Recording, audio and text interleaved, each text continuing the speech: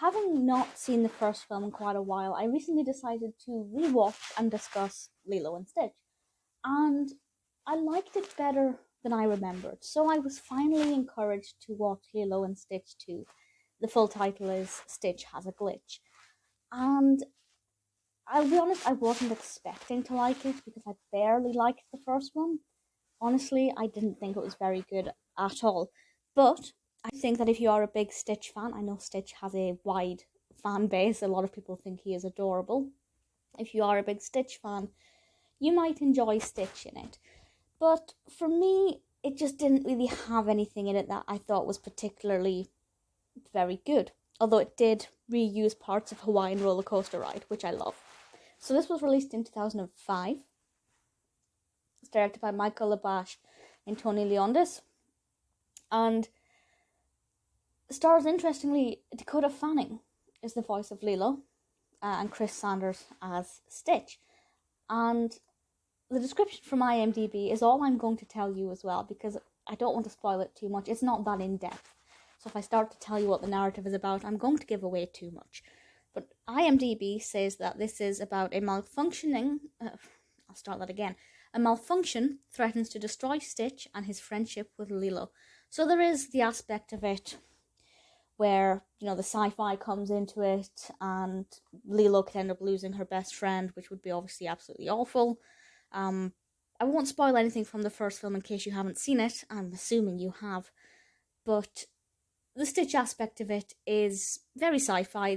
Actually, Jumba in this, I quite liked Jumba in this. Jumba I didn't care for too much in the first film.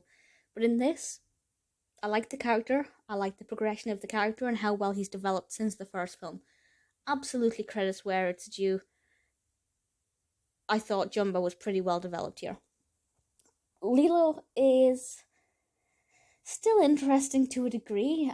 Obviously, she's got a very complicated backstory, and in the first film, she's a very complex character who is particularly fascinating to watch. She's got a very unique personality. In this, she feels a little bit more mundane, but she still feels like Lilo. She's still retaining the qualities that make her who she is.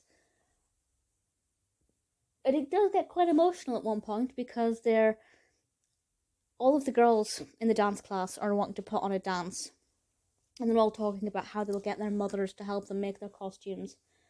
And then they begin whispering about the fact that Lilo doesn't have a mother. And, it's quite emotional. It does get a little bit choky at one point. But for the most part, I didn't really feel that much emotion towards it. There wasn't really very much in it that I could have said was moving or emotive or poignant, whereas the first film very much is. So if you liked the first film, I think you might enjoy it because the characters still feel true to who they are, their personalities still feel realistic. There are some interesting character developments.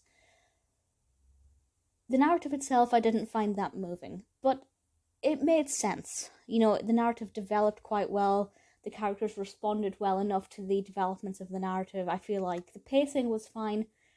Maybe if I was a bigger Stitch fan, I would have got more out of it. Is it a bad sequel? I think it's an average sequel. I assume it was direct to video. If that's the case, then it's kind of the quality that I would have expected from a direct-to-video. Had it been a cinema release, which I don't believe it was, you'd want your money back. So it depends on what you're looking to get out of it. It's not terrible.